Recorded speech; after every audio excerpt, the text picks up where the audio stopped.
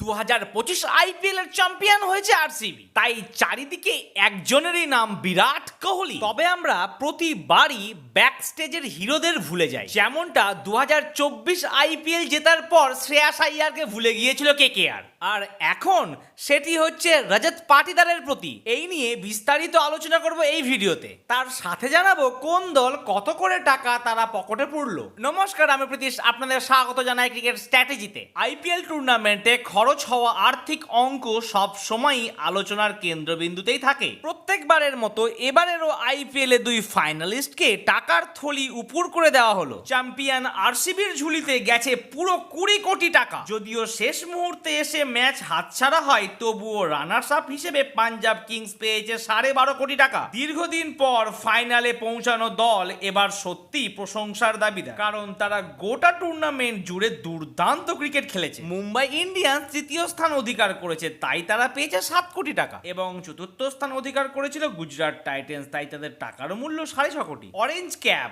অর্থাৎ যে ব্যাটসম্যান সব থেকে বেশি রান করেছে এই টুর্নামেন্টে, আর পার্পেল ক্যাপ মানে হচ্ছে যে বোলার সব থেকে বেশি উইকেট পেয়েছে এই টুর্নামেন্টে। কি অবস্থা দেখুন, দুটো প্রাইজই পেয়েছে গুজরাট টাইটেন্স এর প্লেয়ার, কিন্তু ফাইনালে তারা উঠতে পারেনি। প্রসিদ্ধ কৃষ্ণা পেয়েছেন পার্পেল ক্যাপ, আর অরেঞ্জ ক্যাপ পেয়েছে সাই সুদর্শন। শুধু তাই নয়, তিনি পেয়েছেন এমার্জিং প্লেয়ার অফ দ্য সিজনের তকমা, most fours of the season, most my 11 fantasy point of the season. সে পেয়েছে total 40 lakh prize money. Wow, what a player Sai Sudharsan. Most valuable player হয়েছেন সূর্যকুমার যাদব। এই মরশুমের super striker of the player হয়েছেন আমাদের ছোট্ট ছেলে বৈভব সূর্যবংশী। আর সেরা ক্যাচ অবশ্যই কামেন্দু মেন্ডিসের ক্যাচটি। এবার আসি আসল আলোচনায়। তার আগে কিন্তু ঝটপট ভিডিওতে আমার লাইক আর চ্যানেলটিকে অবশ্যই সাবস্ক্রাইব করে দিন।